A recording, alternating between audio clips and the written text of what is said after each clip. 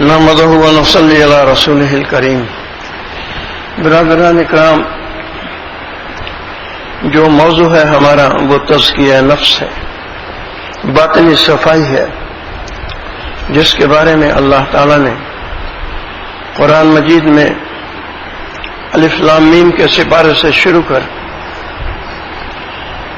جہاں آتا ہے یتلو علیہم آیاتہ ویزکیہم، آخری سپارے عما یتساءلون تک، قد افلح من زکاہا وقد خاب من دساہا۔ تزکیہ نفس کے موضوع کو قرآن مجید میں بہت زیادہ بحث کیا گیا ہے،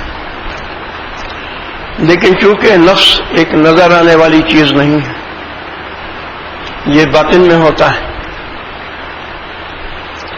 ظاہری جسم جو ہے وہ ایک نظر آنے والی چیز ہے اور اس دنیا سے، عالم دنیا سے بنا ہے، تو اس کے لیے واضح احکام ہیں عبادات کے، نماز ہے، روزہ ہے، حج ہے، ذکر ہے، تلاوت ہے، پھر اخلاق کے شعبے کے اندر ہدایات ہیں، پھر معاملات کے شعبے میں ہدایات ہیں، امر بالمعروف نہی عن المنکر ہے، وغیرہ وغیرہ۔ لیکن تزکیہ نفس کے بارے میں اللہ تعالیٰ نے صرف اس کو نہ کرنے کے نتائج سے آگاہ کیا ہے، اور اس کے کرنے، تزکیہ نفس کو کرنے کے جو فائدے ہیں ان سے آگاہ کیا ہے۔ اس کے لیے کوئی واضح قانون قرآن مجید میں نہیں دیا ہے کہ یہ فرض ہے تم پر، یہ فرض ہے تم پر، یہ فرض ہے تم پر۔ چنانچہ اللہ تعالیٰ سورہ انفال میں فرماتا ہے، اعوذ باللہ من الشیطان الرجیم، انما المؤمنون، بلا شبہ وہ لوگ ایمان والے ہیں، صاحب ایمان، الذین اذا ذکر اللہ وجلت قلوبہم، کہ جن کے سامنے اللہ کا نام ہی لیا جائے تو ان کے قلب کانپنے لگتے ہیں، وَإِذَا تُلِيَتْ عَلَيْهِمْ آیَاتُهُ زَادَتْهُمْ ایمانا، اور جب اس کی آیتیں ان پر پڑھی جاتی ہیں تو ان کا ایمان بڑھ جاتا ہے، وَعَلَىٰ رَبِّهِمْ يَتَوَكَّلُونَ، اور ان کی نظر اپنے امور میں دنیا اور آخرت کے اللہ کے غیر پر کبھی نہیں جاتی، وہ غیر پر کبھی نظر نہیں کرتے، وہ اس شرک سے بچے ہوئے ہیں، ہمیشہ وہ ہر کام میں اللہ تعالیٰ کی ذات پر نظر رکھتے ہیں۔ دوسری جگہ ان لوگوں کو جنہوں نے تزکیہ نفس کیا، باطنی صفائی کی اور اللہ کی بات کو اہم سمجھا کہ یہ بہت بڑی بات اللہ تعالیٰ نے فرمائی ہے، جیسے فرمایا قد افلح المؤمنون، فلاح پا گئے ایمان والے۔ اب کوئی انسان یہ نہیں کہے گا کہ ایمان کوئی کم حیثیت چیز ہے، نہیں، اگر ایمان کا رتی بھر بھی ہے تو وہ انسان جنت میں جائے گا، اور جو لوگ ایمان سے خالی ہیں ان کے لیے جہنم ہے ہمیشہ ہمیشہ۔ تو اس آیت سے قد افلح المؤمنون، ہر شخص سمجھتا ہے کہ ایمان کی اہمیت کتنی زیادہ ہے، لیکن جب اسی وزن پر اللہ تعالیٰ نے فرمایا قد افلح من تزکا، فلاح وہ پا گیا جس نے کی تزکیہ کیا، یا قد افلح من زکاہا، فلاح وہ پائے گا جس نے اپنے نفس کا تزکیہ کیا۔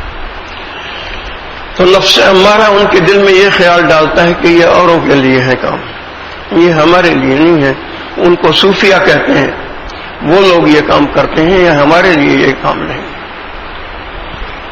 نتیجہ اس کا یہ ہوتا ہے، جیسا کہ اللہ تعالیٰ نے وہ لوگ جو اپنے نفس کی فکر کرتے ہیں ان کے بارے میں فرمایا کہ بل الانسان علی نفسہ بصیرہ، انسان اپنی نفس کو خوب اچھی طرح جانتا ہے، ولو القی معاذیرہ، چاہے عذر معذرت کرتا رہے، جی اس دنیا میں بھی تو رہنا ہے، یہاں بھی تو عزت حاصل کرنی ہے، یہاں بھی تو ایک مکان بنانا ہے، یہاں بھی تو بیوی بچوں کو پالنا ہے، بیوی بچوں کو پالنے کی ذکر تو بہت زیادہ وہ کرتا ہے، اس کے لیے ہر ذلت و عزت اٹھانے کے لیے تیار رہتا ہے۔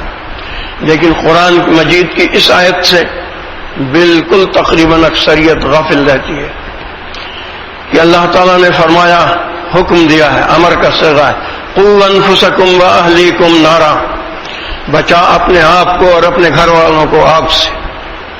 قیامت کے دن میں رائونڈ کے اندر بیٹھا ہوا تھا، مولانا جمشید تقریر کر رہے تھے، وہاں پر ایک صاحب بزرگ ہیں سندھ کے رہنے والے ہیں، انہوں نے اپنی زندگی دی ہوئی ہے راولپنڈی کے اندر. وہ تقریر کر رہے تھے، کہہ رہے تھے کہ ایک آدمی نیکیوں کے انبار سے لدا ہوا خوشباش جنت میں جا رہا ہوگا اور قریب پہنچ چکا ہوگا کہ ایک عورت کھڑی ہوگی اور کہے گی اے میرے رب یہ میرا شوہر تھا، اس نے مجھ سے اپنے کام لیے، سارے حاجات پوری کی، مجھے اس نے قرآن مجید نہیں پڑھایا، عبادات کے لیے کبھی تاکید نہیں کی، تہجد کے لیے کبھی اٹھنے کی بات نہیں کی، آج میں اپنا حق طلب کرتی ہوں. مولانا جمشید کے الفاظ یہ ہیں کہ اس کو جنت کے قریب سے فرشتے جا کے بلا کے پکڑ کے لے آئیں گے. اللہ تعالیٰ فرمائے گا یہ میرا حق، یہ حق کہتی ہے. اس کے بعد اسی طرح ایک اور شخص کو دیکھے گی جو نیکیوں سے لدا پھدا جنت کے قریب پہنچا ہے، کہے گی یہ میرا باپ ہے، یہ بھی وہی طریقہ رویہ تھا جو میرے شوہر کا تھا، گھر کے کام کاج میرے ذمے تھے، یہاں تک کہ میں بوڑھی ہو گئی، اس عمر کو پہنچ گئی شادی کے بعد، اس نے مجھے قرآن مجید نہیں سکھایا کبھی پڑھنا کہ صحیح قرآن مجید کیسے پڑھتے ہیں، تجوید نہیں سکھائی اس کی، اللہ کے ذکر اللہ کی خشیت کی باتیں کبھی نہیں کی، جنت و دوزخ کی باتیں کبھی نہیں کی، یہ دنیا ہی کی باتیں کرتا رہتا تھا گھر میں. اے اللہ میں اپنا حق طلب کرتی ہوں.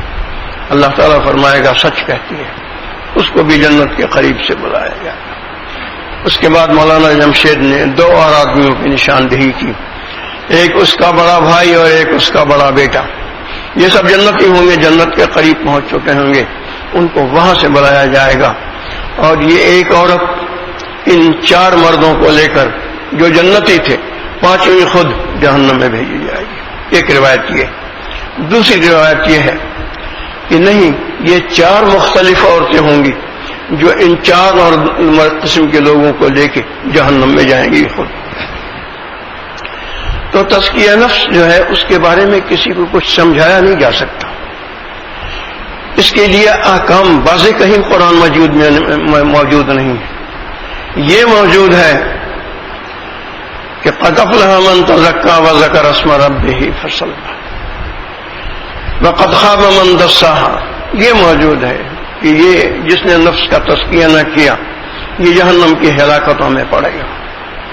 جس نے نفس کا تزکیہ کیا اس کے لیے ضروری کیا چیز ہے اللہ تعالیٰ نے فرمائی. قرآن مجید کے اندر پہلے اللہ تعالیٰ نے طریقہ یہ ہے کہ کسی بات کو سمجھانے کے لیے پہلے اس کا مقدمہ بیان کر دیتے ہیں، پھر اس کے بعد اس اصل بات کو بیان کرتے ہیں. سورہ سبح اسم ربک الاعلی میں جو جمعے کے دن پڑھی جاتی ہے اللہ تعالیٰ فرماتا ہے وَسَيُجَنَّبُهَا الْأَشْقَى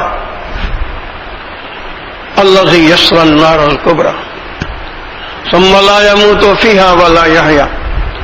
یہ مقدمہ ہے کہ اس کے اندر وہ جہنمی شقی ڈالا جائے گا، الَّذِي يَصْلَى النَّارَ الْكُبْرَى جو اس بڑی آگ کے اندر ڈالا جائے گا. ثم لا يموت فيها ولا يحيا، نہ اس میں وہ مرے گا نہ زندہ رہے گا. پھر اس کے بعد اصل بات فرمائی قد افلح من تزکا وذکر اسم ربہ فصلی. فلاح وہ پائے گا جس نے تزکیہ کیا اور اپنے رب کا ذکر کیا اور نمازیں پڑھی. اب ان دونوں چیزوں میں ربط ہے.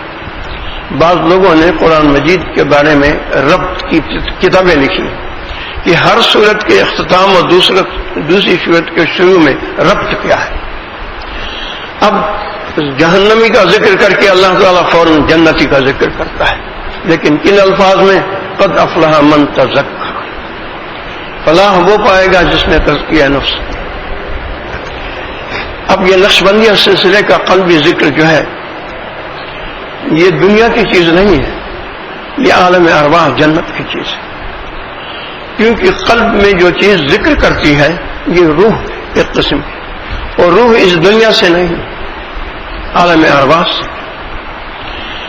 اب جن لوگوں نے نقشبندیہ سلسلے میں کسی صاحب نسبت سے بیعت کی اور محنت کی اور قلبی ذکر کو حاصل کیا، دیکھیے اللہ تعالیٰ نے انسان میں کتنے کمالات رکھے کہ ان 5 لطائف اور نفس کے علاوہ سارا وجود ذکر کرتا ہے.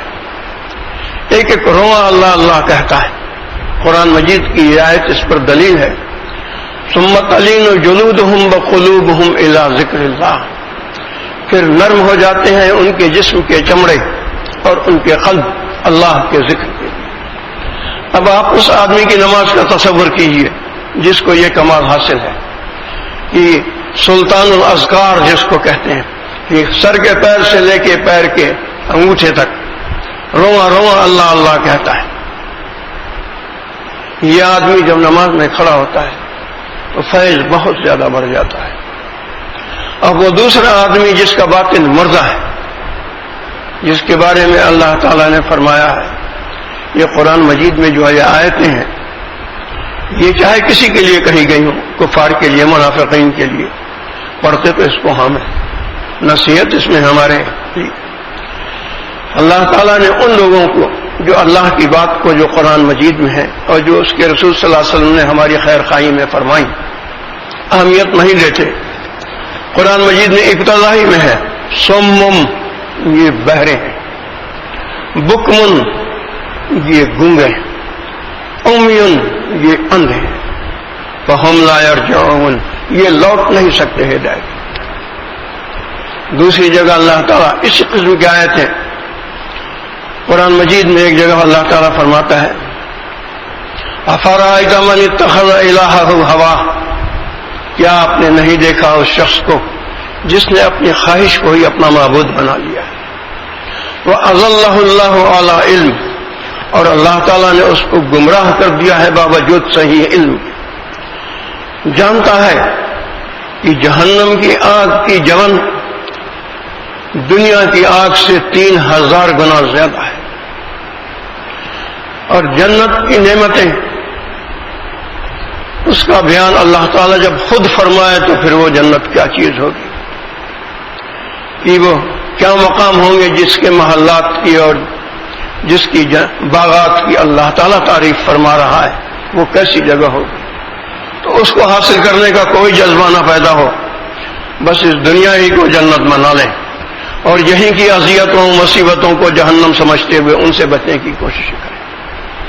تو اللہ تعالیٰ فرماتا ہے وَأَضَلَّهُ اللَّهُ عَلَىٰ عِلْمٍ وَخَتَمَ عَلَىٰ سَمْعِهِ، پہلی بار کان، وَجَعَلَ عَلَىٰ قَلْبِهِ غِشَاوَةً، اور اس کان پر اللہ نے مہر کر دی اور قلب کے اوپر پردہ ڈال دیا ہے. وختم على سمعه وقلبه وجعل على بصره غشاوة فمن يهديه من بعد الله افلا تذكرون. جب اللہ تعالیٰ نے یہ کر دیا تو پھر کون ایسا ہدایت اس کو دے سکتا ہے؟ کیا تم اس بات کو سمجھتے نہیں؟ تو یہ لوگ جو آرام سے جب رات آتی ہے تو سمجھتے ہیں کہ سونے کا وقت آ گیا، جبکہ رات کا پیدا کرنے والا فرماتا ہے والذین یبیتون لربہم سجدا وقیاما، وہ لوگ جو ساری رات سجدے اور قیام میں گزر. اپنے حبیب محمد صلی اللہ علیہ وسلم کو فرماتا ہے اللہ تعالیٰ قم اللیل الا قلیلا نصفہ او انقص منہ قلیلا، آپ رات میں کھڑے ہوں ساری رات، تھوڑی رات آرام کریں بس، یا نصف رات کھڑے ہوں اس میں سے کچھ کم کر دیں. مجدد الثانی رحمۃ اللہ علیہ کی آیت تھی کہ ہمیشہ رات کے 12 بجے اٹھتے تھے اور صبح تک تلاوت میں مشغول رہتے تھے، اور اتنا زیادہ ان کا حال یہ تھا مجدد الثانی رحمۃ اللہ علیہ کا کہ وہ فرماتے ہیں اپنے مکتوبات شریف میں کہ ہر آیت میں اللہ ایک نئے جمال کے ساتھ ظاہر ہوتا ہے. اور فجر کے وقت ان کو کوئی آواز دیتا تھا کہ اجی نفل اپنی چھوڑیے، سلام پھیر دیجیے، وقت ہو رہا ہے نماز کا، آپ کو جانا ہے نماز پڑھنے. امامت کرتے تھے اپنی مسجد. ایک شخص تھا متنبی جس نے نبوت کا دعویٰ کیا تھا، لیکن بعد میں وہ تائب ہو گیا، مسلمان ہو گیا. تو اس لیے اس کا یہ شعر پڑھ دینا ٹھیک ہے. اس نے ایک شعر کہا ہے اذا غامرت فی امر مروم، جب تو ارادہ کرے کسی عظیم و بلند کام کے کرنے کا، یعنی اللہ کے تعلق کو حاصل کرنے کا. وہ جو آتا ہے نا اللہ تعالی شوق الابرار الی لقائی، آگاہ ہو کہ ابرار کا شوق بہت بڑھ گیا ہے میری ملاقات کے. اور ابرار کون ہے؟ ان الابرار لفی نعیم، ابرار جو ہیں وہ نعمتوں میں ہوں گے جنت کی. تو وہ کہتا ہے اذا غامرت فی امر معروم، جب تو ارادہ کرے کسی بڑے کام کے کرنے کا، فلا تقنا بما دون النجوم، تو ستاروں سے کم پر تیری پرواز، ستاروں کی بلندی سے کم تیری پرواز نہ ہو. ستاروں کے جتنا بلند ہے وہاں تک تیری پرواز.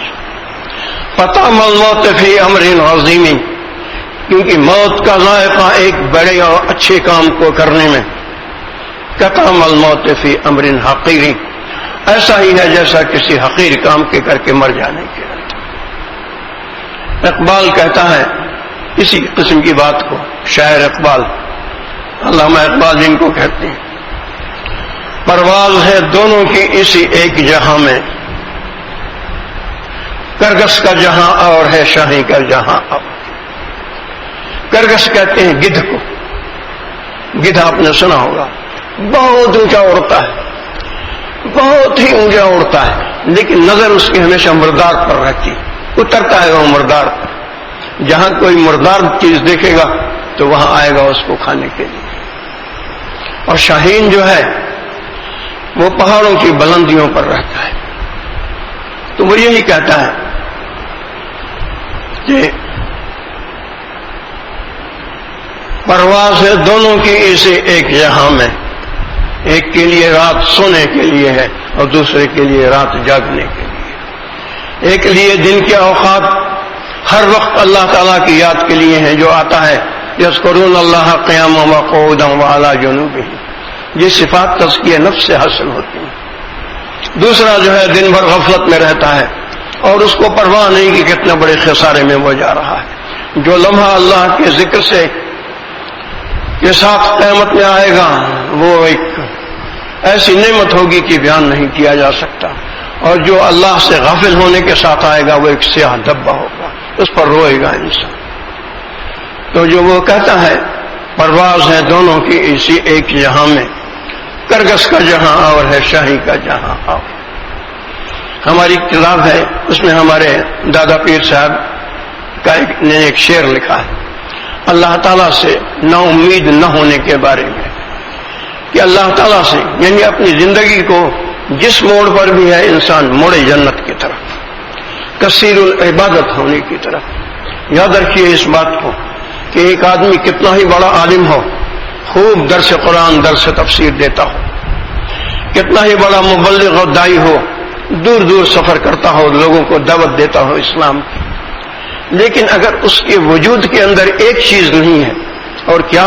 کثرت عبادت، کثیر العبادت ہونا.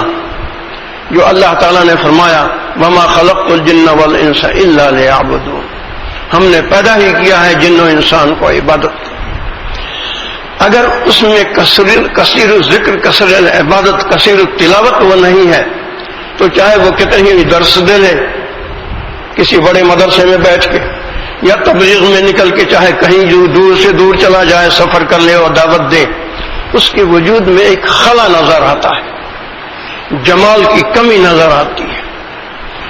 یہ رب جیسی محسن اور جمیل ہستی کے سامنے بہت کم کھڑا ہوتا ہے، یہ اس کا بہت کم ذکر کرتا ہے، یہ قرآن مجید کی بہت کم تلاوت کرتا ہے، اس کو قرآن مجید صحیح پڑھنا آتا بھی نہیں، اس نے سیکھا بھی نہیں.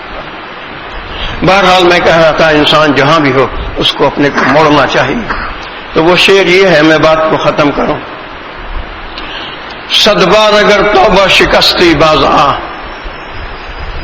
کہ 100 بار بھی اگر تو نے توبہ کر کے گناہ کر کے توبہ کیا ہے تو پھر بھی لوٹ آ. اللہ تعالیٰ فرماتا ہے 100 بار اگر توبہ شکستی باز آ، 100 بار بھی تو نے اگر گناہ کر کے توبہ توڑی، یعنی پھر وہی گناہ کیا، پھر وہی گناہ کیا، پھر وہی گناہ کیا ہے.